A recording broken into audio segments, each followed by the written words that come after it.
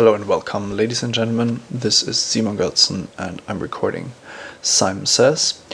For those of you that don't watch me regularly or that are just tuning in, this series has been going on for quite a while and I always present a draft I did on Magic Online, but I also try to give some additional educational content in the form of intro videos or sometimes recap videos. We are back to introductions this time, and today I have something special for you, which is basically one of my favorite intros to do because it's kind of a hands-on limited experience that teaches you quite a lot.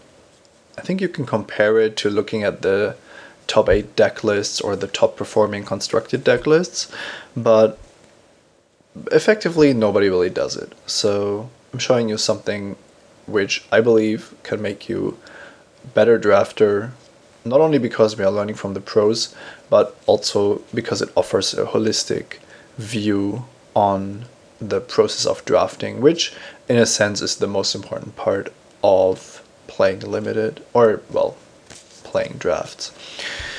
Okay, so what you have to do is you go to the coverage of the most recent Pro Tour, and then when you scroll down, there is going to be the results of the top 8, and then the whole coverage thing, all the deck text. You see the focus on constructed here already, understandably. And then if you go further down, you'll have the Saturday coverage, and we are interested in the Friday coverage here. And what's always great is that the Pro Tour has enough people on site that they can easily cover a full draft, which means that every pick of every one of the 8 people drafting is recorded and put into the draft viewer for us to watch later on. And that's exactly what I propose to be doing. So you basically just have to click here. It's really simple. And then you basically see the 8 people that are in this pod. This is pod 33 of draft 1. Has Ben Stark in here, so this is actually the table that was also featured in the live video coverage. If you haven't watched it, you can definitely check that out again, because you get to see the decisions that Ben Stark is making in this draft live and in color. Interestingly enough, and this has to be coincidence, Pierre here is also in this pod and happens to be the runner-up, losing only to Jeremy Desani. So it's quite nice to have Pierre sitting here, and the draft from day 2 has Jeremy Desani in it because he was, I think, he had a very good record after day 1. I suppose it was an X&1 record. So my plan is actually to do this again for the next episode, and then to look at the pod 1 draft of day 2. So basically the draft of the first table with all the people who were undefeated or X&1. Okay, so talked about this draft viewer, and let's just click on Ben Stark. Those of you who have seen the Okay, let's make this a bit smaller. Those of you who have seen the coverage might know what Ben did in this draft, but that's not a bad thing. I just want to show you how to operate this and then what we can learn from that. Now, usually it's best to just look at all these cards and then to think about what could this person have picked.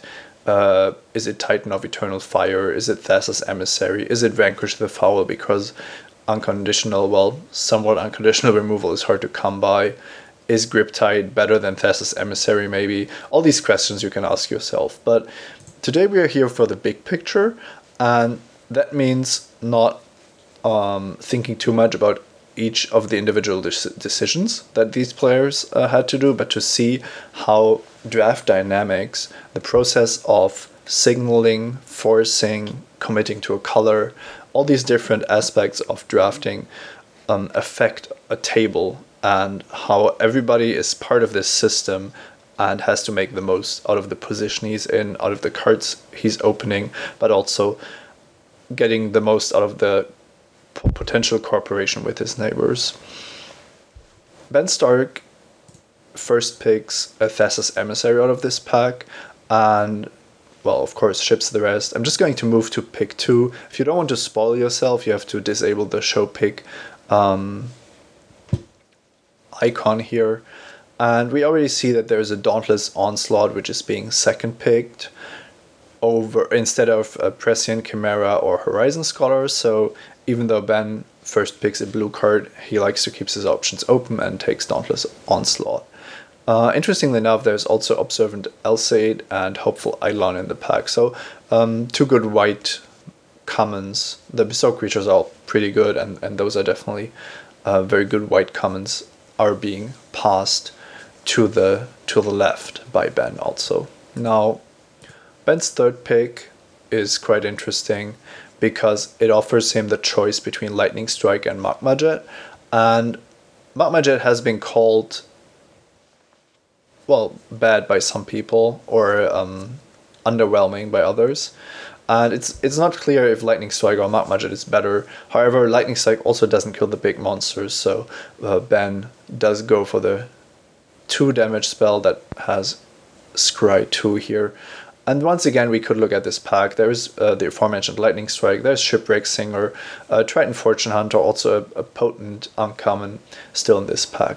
Now, last but not least, Ben has a 4th pick, Ordeal of Perforos. So after a blue first pick and a white second pick, Ben just proceeds to pick 2 red cards, potentially opening himself up to for a red white heroic deck, but also the potential of drafting blue red.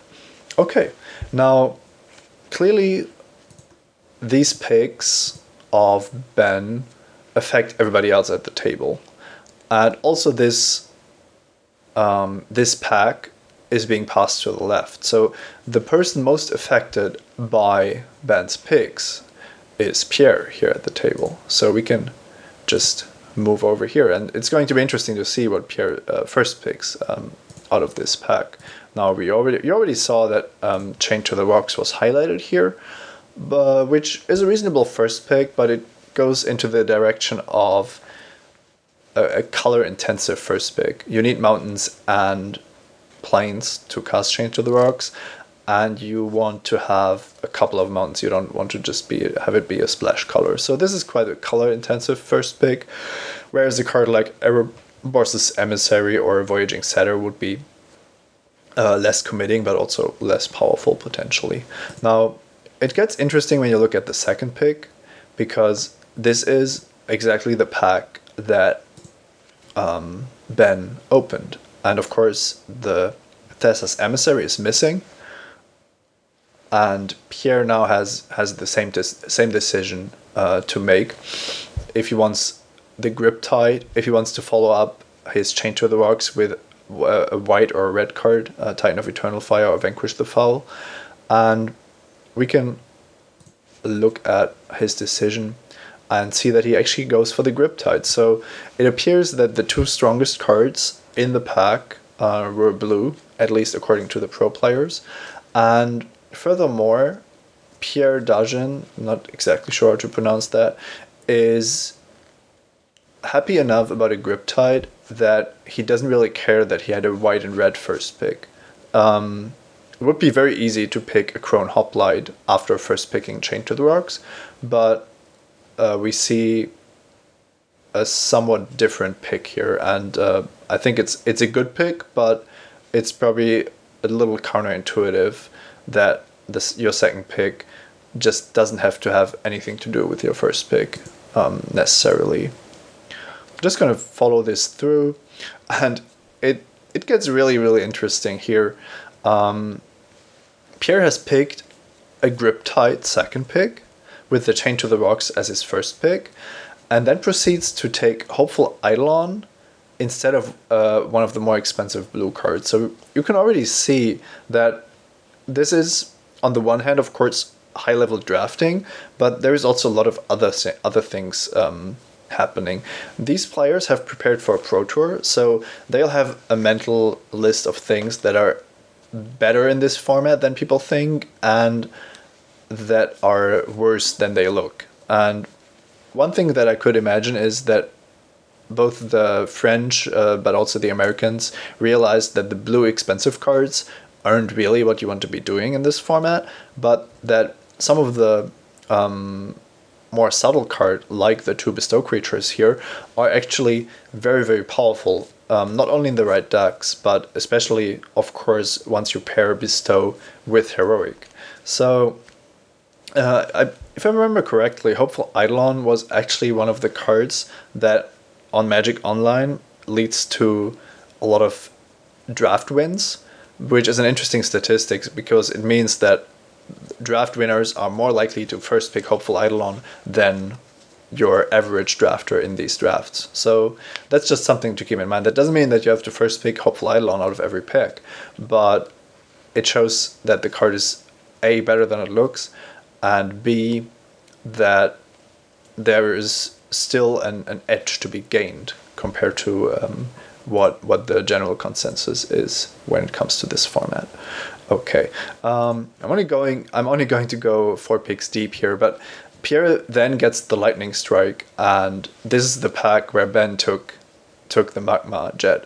So another pick where Pierre has exactly the same color as his right neighbor, picks a card of the same color as his right neighbor, although he's staying pretty open with his different colored first picks. So yeah, this is just a really interesting dynamic. Now, those of you who have been following me for a while know that, well, I think it was M13. I can't remember exactly. I didn't bother to check it.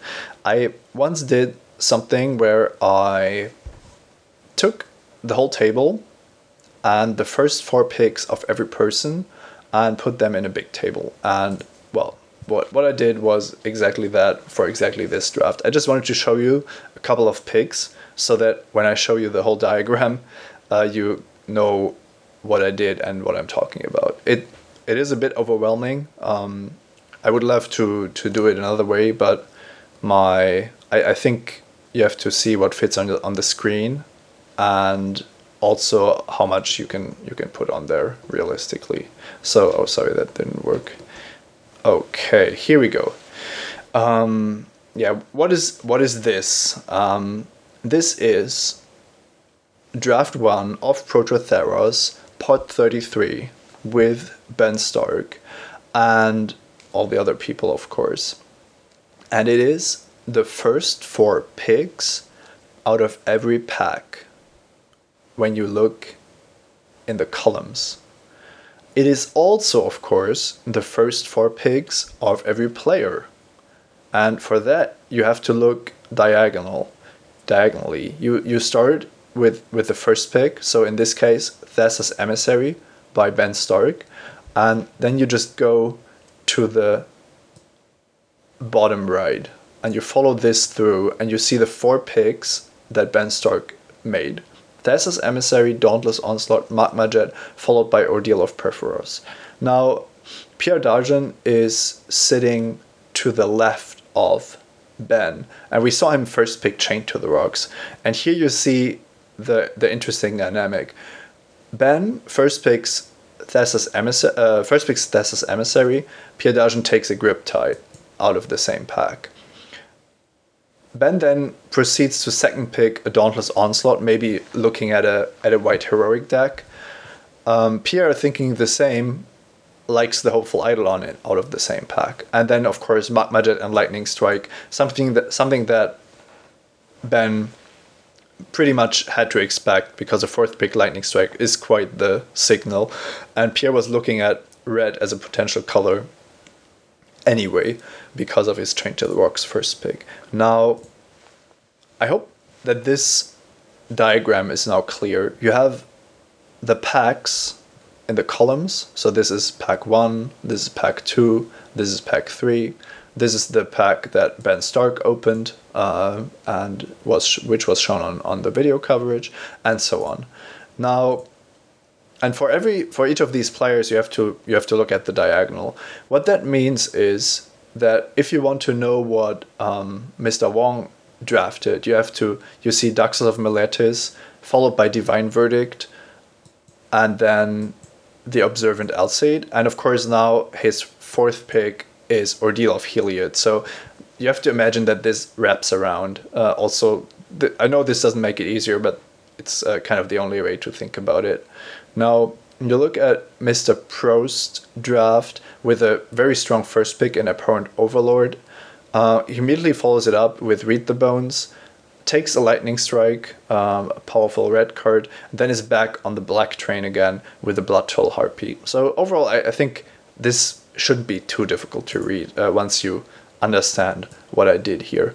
Another alternative would be to stack this so that the players' picks are in the columns, and then you have to look at the other diagonal for the contents of the packs. But I really want to see or visualize which cards are competing with each other. So in this case, if you look at the first pick of Mr. Leo here, who is feeding Ben, he first picks an Ashen Rider, and in the same pack there is Dauntless Onslaught, Hopeful Eidolon, and Observant Alcide, and all of them are being picked for the second, the third, and the fourth pick, which also means that the two blue strong cards, the Horizon Scholar and the Prescient Chimera, aren't picked until pick 5 or 6. So that's quite the crazy pack, and shows a lot about what is happening at this draft, because not everything falls into pieces, and cooperation is something that has to be earned or fought for. So this is just the overall draft, and I could talk about this for hours, but I just want to note a couple of things, and I would like you to basically spend time of your own with any kind of draft viewer in any kind of tournament coverage, really, because the amount of information you can draw from it is extraordinary, and if you don't do it, you are just wasting an opportunity to become a better limited player, a better drafter, because draft dynamics is one of the most complex things to understand. Okay, with that said, there is something really peculiar about this draft. 6 of the first picks are rares, or a mythic rare in the form of Ashen Rider, and Ben takes an uncommon, and Mr. Scuderi starts with a Staunch-Hearted Warrior out of an otherwise not very exciting pack. We see that the pack, the first 4 picks are commons, which leads me to believe that there wasn't anything powerful in the uncommon or rare slot. So probably not the best first pick you can make in the format. Now, looking at Hannes Kerem here, he has the most straightforward draft with the first pick Night Howler, followed by Mogis Marauder, one of the, in my opinion, best cards in the Black Devotion archetype. And even if you are not mono black, it's an absolute powerhouse.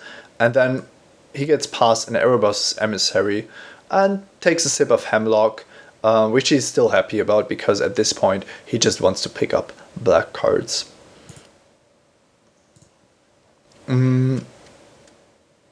What we can see is that 4 of the first picks are white, and 3 of them are black, which leads to white and black being quite overdrafted. We see that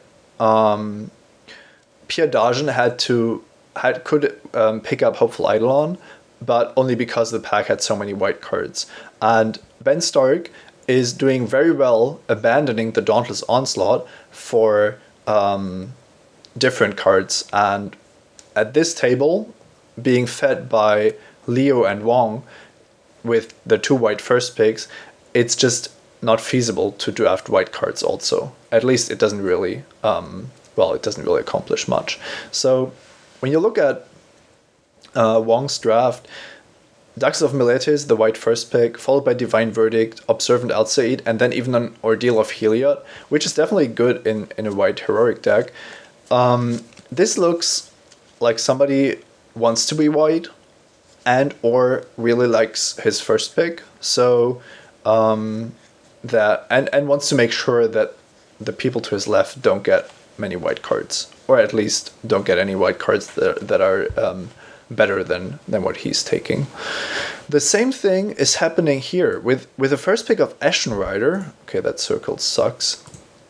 The first pick of Ashen Rider, Mr. Leo is willing to take a Blood Toll Harpy over Magma Jet and Lightning Strike. I think that's pretty crazy when you think about it, because Blood Toll Harpy, which we actually see a second one down here, in my opinion, isn't second pick worthy, and it's a lot worse than the 2 red burn spells. But on the other hand, once you start with the white-black card, you might just think, well, I'll just take a mediocre black card, because if I end up in black, the rewards are there. And Grey Merchant of Asphodel is, of course, one of the key cards for the archetype.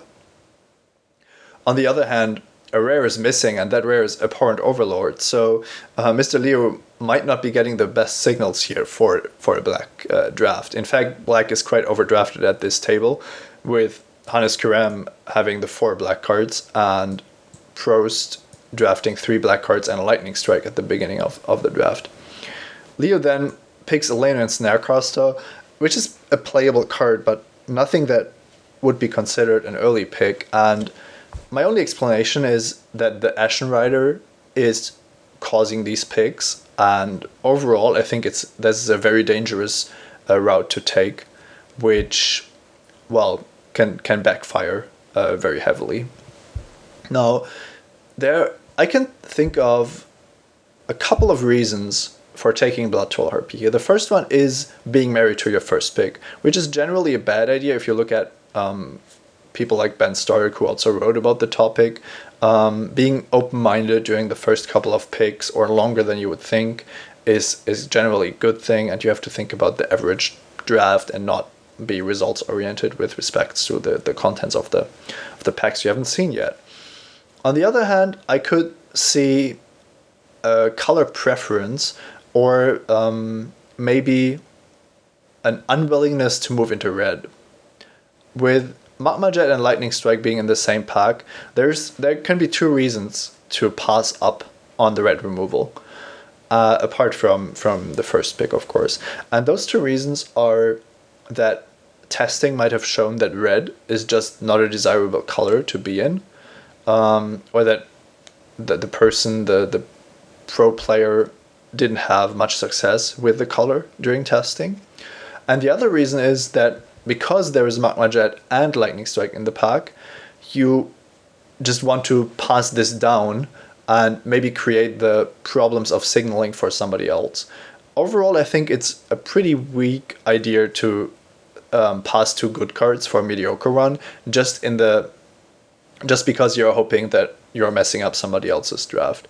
What's going to happen most likely is that somebody is picking up on the signals, is going to take the cards like Ben did here, move into red, and cut the other person sufficiently that he or she is just going to end up with a couple of cards in the color and then abandon it, or even cooperating with the same colors next to each other in a format with a lot of strategic diversity is not a problem.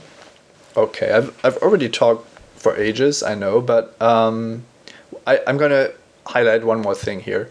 We have Staunch-Hearted Warrior being first picked, but we already saw that this pack is super weak, especially compared to the rest. So I would say this doesn't really count, but we do see that Divine Verdict is once again second pick. We said we have 2 second pick Divine Verdicts here, over significantly powerful cards also. And then Mr. Scudery is able to go into some form of green-white heroic monstrous build. At least that's what it looks like, with the Nessian Asps he's picking up here. Mr. Sim has a Spear of Heliod as his first pick, and then just goes for a Voyaging Setter because, well, he likes it better than Erebos' Emissary or Battlevice Valor, which is the same color as his first pick, but not on the same power level as the Setter, of course. A Crone Hoplite, another stab at white, and then the Observant Alcide. which of course he's happy to see, but he doesn't know about the history of this pack. So this is what looks like a nice signal. You want to be white because of Spear of Heliod, and then you get the fourth pick, Bestow common, but in the end it just doesn't work out this way. Okay, now the interesting thing is there's only 3 green cards and they're all commons, and they aren't particularly exciting. So this draft is heavily skewed towards the other colors, but it also might just be that green doesn't have as many slam down first picks or great cards, at least not if you don't open the corresponding rares or mythics. So that's just something interesting to look at, and if you want to, you can check out where the green cards end up and how the green drafter did at this table. And the last thing is, which I found interesting, is that we see 2 lightning strikes and a magma jet and an ordeal of Perforos, which definitely is a good red card. I think we can agree on that. But all of these cards, okay, there's a Crone Hoplite as well. All of these cards go quite late. Nobody wants to move into red before the 3rd pick. So this tells me that A, people don't like red in this format all that much, or B, people want to make sure that red is actively open before committing to it. And that makes a lot of sense when you think about red as the fuel for the aggressive decks in this limited format, which means that you need a much more coherent and focused deck than some of the other archetypes. And then you better make sure that you are getting the cards you need and you can build the most coherent deck possible before moving into red. So maybe an explanation why people don't like to pick up early red cards or might prefer to have other people fight for red at the table. Okay, something to consider here. A lot of very interesting things already, and we have really only scratched the surface. This is, as I said, only the first 4 picks of one of the drafts at the Pro Tour, but in my experience, every one of these is very exciting, and it kind of helps to shift your focus a little bit. When you're sitting at a draft on Magic Online or in real life, you're just picking your cards, you try to remember what you've picked, maybe you think about signals, about sending and receiving them, maybe you think about the contents of your deck, but you very rarely have the chance to think about draft as an 8-player game, which has its very own rules and things to consider with every pick. And of course there are some masters, we see one of them right here, but this is a difficult thing to master, and we kind of have to relearn it for every limited format. I'm far from there yet for Theros, but I hope that you enjoy going through this process with me. I always think that my drafts should get more educated with every episode, because this reflects my own learning process. All right.